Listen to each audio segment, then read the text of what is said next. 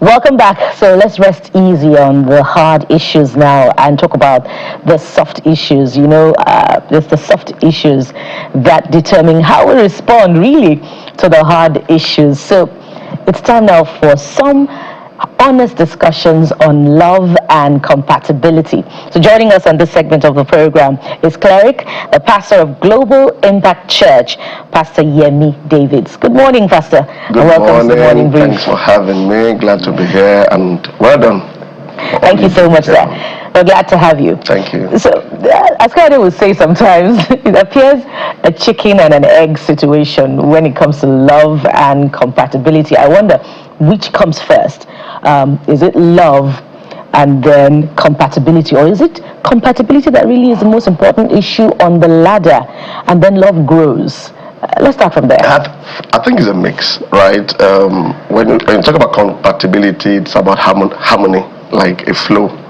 That flow would not work if you don't love the other person.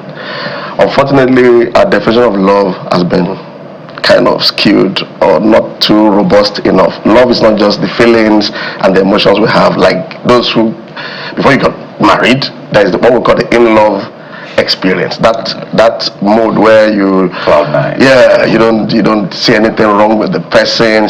He or she is just the best thing. But you got to migrate. You got to, so most people don't move beyond that space or that phase. Now that's where the compatibility thing comes in. Now when you are settled, for instance in the marital situation, when you are settled, then you need some beyond the feelings. You need the maturing, and that's where shared values, understanding the other person comes in, and that's where if you don't understand that, there'll be crisis. That we are different. That a male is different from a female. For instance, I'm left-handed. I don't know, maybe you're right-handed. Yeah. We are different. The way I place my books when I'm writing is not the same way you do that. So the moment you don't understand that, you'll be looking at things from your own perspective, and that's not love. So love is not selfish. If you're self-centered, you'll be judging the other person based on your own perspective, your own ideologies, and then that's a recipe for crisis. That's when the compatibility thing comes in. That okay, that they're not harmonizing. You're not harmonizing because you're selfish. Ouch. Ouch. You're talking to everybody listening. You were looking at me. I felt attacked. But it's okay. Because, see, when we started our church, for instance, I was a younger pastor, and I was doing a lot of counseling.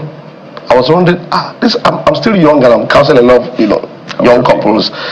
So I realized that marriage is a different ballgame entirely, that people are not well enlightened or educated. No wonder we have such counseling needs. So we did something. We started having a specialized service where we teach on relationships on a Sunday. We had to dedicate a whole service. And I realized that the moment we started talking about issues like this, people got more enlightened and the counseling needs just reduced. As little as understanding that your love language is not the same as my love language. What makes you feel loved is not the same thing that makes me feel loved. It's like the fish. When the fisherman goes to the waters, the fish enjoys worm, right? But I don't like worms. I love noodles. I don't put noodles on the hook because I love that.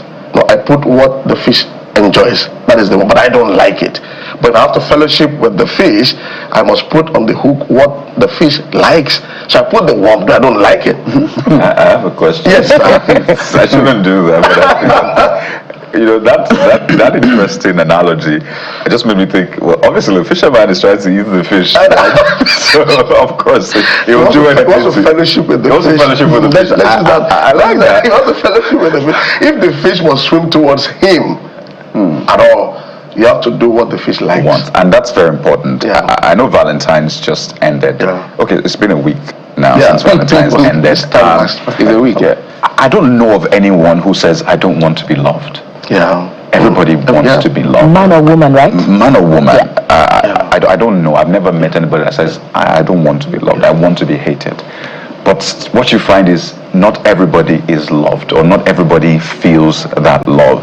So something is wrong. It's either we're deceiving ourselves as a people, or we're not just getting something right. And I don't want to generalize because I know that there are peculiarities. But if you had to rate it and say, this is one reason I have noticed consistently that love that we want to receive is not what we get, or what we really want to know what we're getting, what would that reason be? It's still the same thing about understanding other people, where they are. I give this example. Our daughter one evening shouted from her room, was a loud, I was even scared. I thought something, very, horrible had happened. I got into the room and then she started screaming, one gecko, one gecko. Is that why you wanted to break the entire house? But within me, there was just that alarm. One gecko is nothing to you. I grew up with lizards around the house. But for her, it's a big deal. So I can't love you if I don't acknowledge your own need. If I do it from my own perspective, I'll be satisfying myself. I don't get, it's like currency. You don't put dollar in a naira account.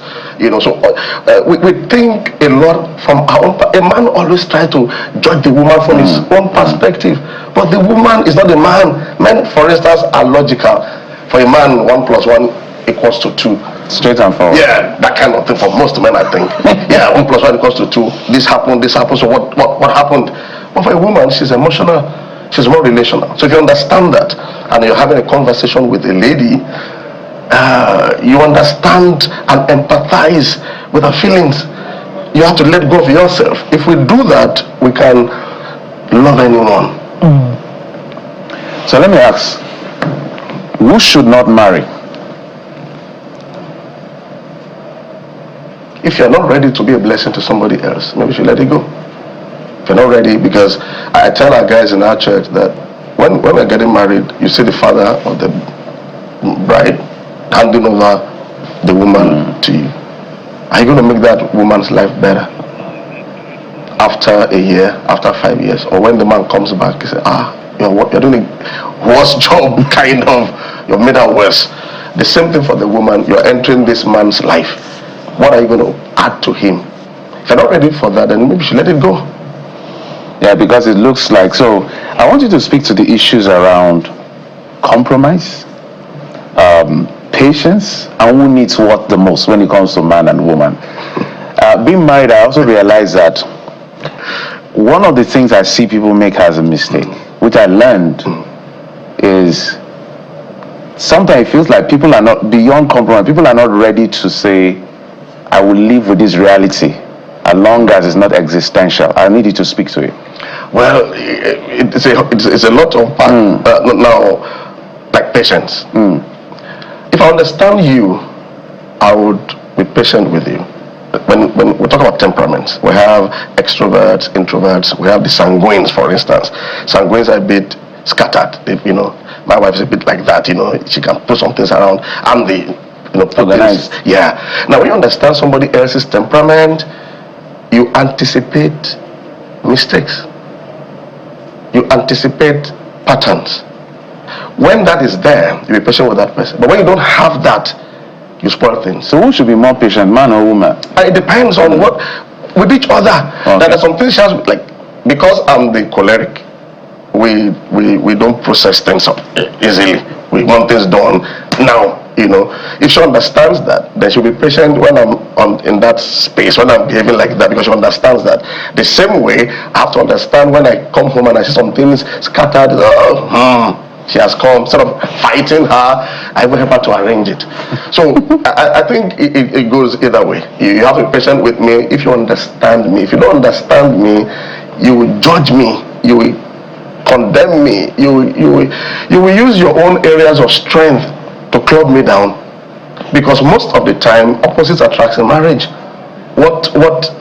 You find two guys, the guy is very extroverted and he sees this lady and says, I just like her, she's very quiet and calm, because he's very extroverted. And you see the lady, I'm too quiet, this guy is very social, So the things that attract people in marriage sometimes are the things that separate them. The same person, after some years without hearing, you're too quiet. Dog. You understand? So, but understanding that that's how she is and that's how he is. And this is not just for marriage, even with our kids. Our kids are very different. We have 4 daughters, for instance. They are very different temperaments.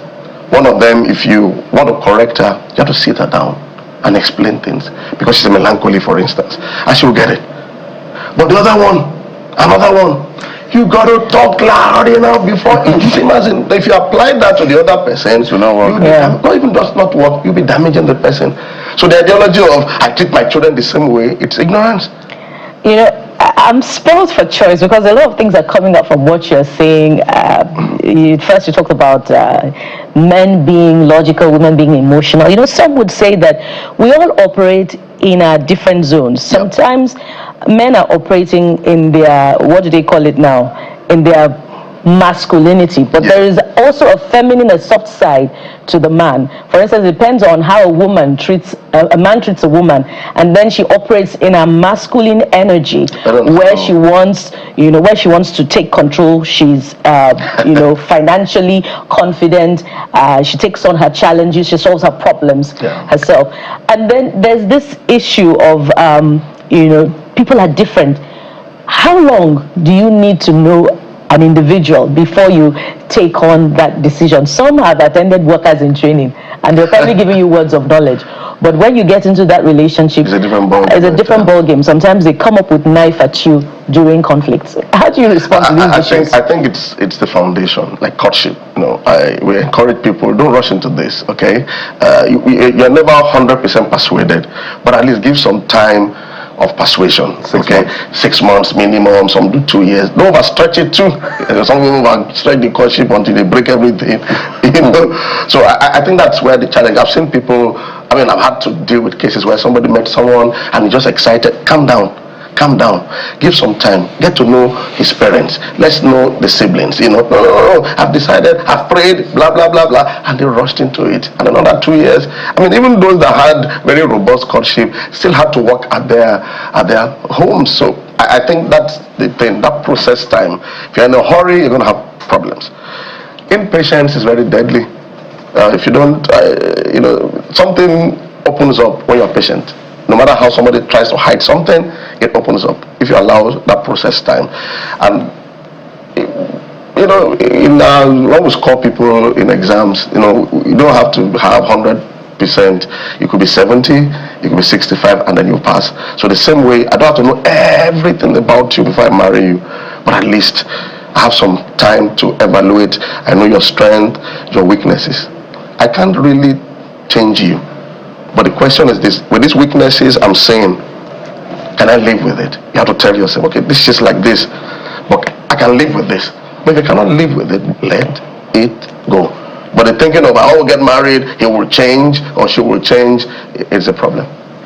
Yes, sir. I have another question. And we need your help. It's a matter of national importance. And I had to bring this in because as we're talking, I realized that we can actually borrow your knowledge and wisdom in this matter. So, in a setting, an organizational setting, the leader in that sense assigns seats. And so this is where you have to sit. Okay. So a particular woman who they've had like back and forth said she wasn't going to sit there.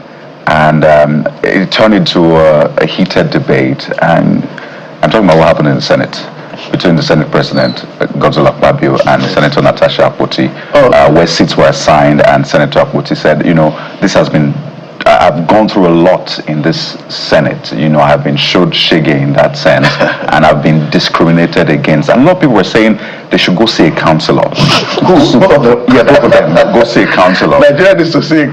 There you go. But the point here is they have different temperament, and people have said, the Senate President should have handled it in a different way, that women see things in a different way. So I wonder, in an organizational setting, for example, where there's always that clash, the woman feels like I'm being discriminated against, and you as a leader, you want to be assertive without being too dehumanized.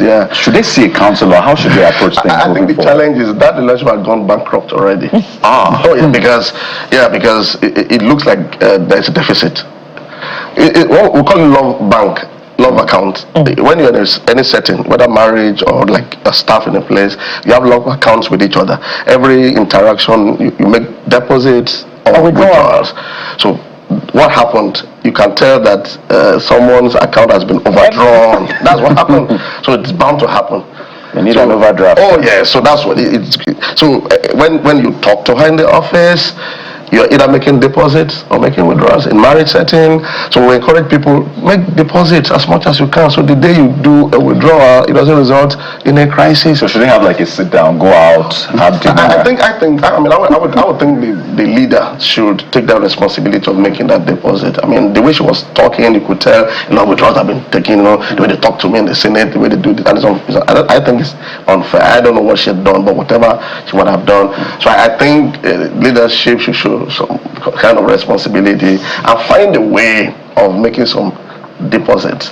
If not, so whether you sit here or there are certain things you just overlook when the account is in good stead. You just, and it happens in marriages too, when maybe the husband has been, or the wife has been making deposits in the way you respect your husband, and the way the man also expresses love to her. Something happens on a particular day, he didn't do well, it doesn't necessarily mean the marriage will tear apart because the account is still robust. So let's find ways Thank you of very much. making deposits every day. We'll cut this side and send it to the National Assembly. They can play both of them. Right? This is from Pastor Yemi to the National Assembly. Let's find a way of every day. Yes. Your staff, downline, upline, spouse, friends, find a way of making deposits, because the day you're going to make withdrawal, you can't really tell. Yeah.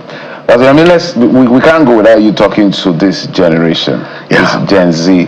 Which generation are we now? There's Gen Z, there's Alpha, and there's all these yeah, generations. right. Because I am a millennial, a couple of us are millennials. So Some of us are baby boomers. So you can't be a baby boomer. I claim it. So when we look at the way millennials are running, there's a lot of positives with them, Energy, but there are also a lot of concern as to their ability to prosecute life and get the kind of results some of us can get out of life because of their worldview, in terms of immediacy, in terms of speed, in terms of impatience.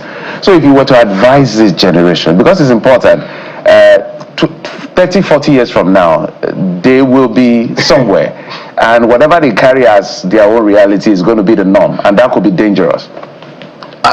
Process. Anything you don't process will not last in your hands. Want to blow, that sudden, if you get the money suddenly, you'll be able to manage it. You're going to come down. If there's anything I'm going to say to younger people, is allow process. You grow through it. That growth will help you to manage the promotion, the elevation, the finance, the wealth. Without that, you're going to just spoil everything. Unfortunately, because of the microwave thing and social media, that awareness has to be there. Not everything on social media is real. You see somebody standing behind 2 Rolls Royce, or 2 vehicles. Can you ask yourself, what is he doing for a living? Don't just go there and be liking and be sharing. Can you just at least ask, what did he do or what did she do to earn this in Nigeria? Yeah, wherever. What is his job? Is he a real estate? What kind of real estate? How real is the estate? And how many years of investment? So that you can at least think responsibly. Don't just say anything. They're spraying money. Someone that's earning properly might not spray like that. So I think that kind of conversation needs to be on, and I'm glad for this kind of platform where processing is better. If you rush into marriage, for instance, you rush out. The same way you started in a business and you want to make maybe billions under 6 months. Why? Now that if it comes, do you have the staffing capacity? Do you have the maturity to handle that? Allow the process. Grow through the process so you can enjoy the product. Let me slot this one in, Pastor, before we let you go. And it's also important. It also borders on counsel for this generation and maybe even earlier generations. Because of this challenge of love and dating and relationships, there is an avalanche of dating sites, matchmaking sites, relationship sites on singles. What counsel will you offer?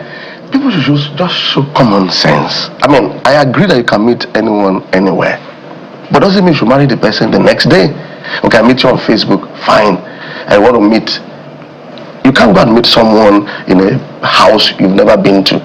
Can you meet in a public place, at least in an open space? Just some common sense. You can meet somebody on Facebook. It's okay to meet somebody on Facebook. Even on a dating site, depending on the kind of dating site anyway. But even after meeting the person, what kind of process would you allow? Let's not do the love is blind thing. No, love is responsible. Love is sane, because God is love and God is not blind. So I think meeting somebody is fine. You meet them in a party or anywhere. But what is the process? Okay, after that, can you calm down, right? And ask for counsel. Who is he? Who is she? That process will help you to make some very responsible decisions, whether to let go or to pursue it further. I think it's still that patience thing he mentioned earlier, and it's a virtue for anyone, whether you're old or young. Impatience. I learned something years ago, and it has helped me a lot, that your greatest mistakes will be made because of impatience. Because certain things will be hidden that you need to know that would have enhanced the quality of your decision. So whatever we're doing, business, relationship, let's allow patience, process, and it will last better. So much has come out of this conversation. What's your emotional bank account reading? Thank you so much. We'll cut that part and send to the Senate. Pastor Yemi David. Quick. Pastor Yemi David, Pastor Global Impact Church. Thank you so much, sir, for your time on the program. Thank you so much. Thank you.